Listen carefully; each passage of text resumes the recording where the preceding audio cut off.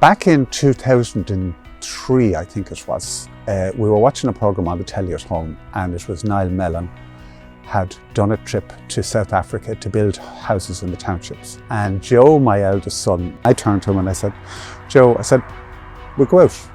I'll go if you'll go. So he kind of looks at me and he says, well, grand. So I got in touch with Niall and he said, yeah, he'd be delighted to have Joe. Joe was whatever age he was, but you're a bit old. And I said, well, I'm part of the deal. So anyway, we did 10 years going out building the houses in the townships. So the project we're going to next week, some of the guys that I'd worked with separately to Niall have set up the Freeland Project, and there's 25 of us going out and we're building a school in a township. And after my wife had died, she died when she was 59, her pals approached me and said, because they knew I wanted to do this, and said for our 60th, can we raise money for the school?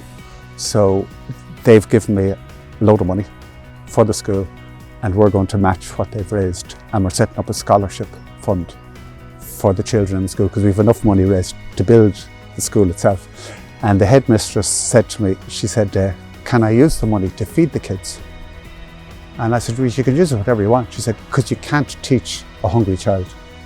So that's what's going to be done. So it's lovely.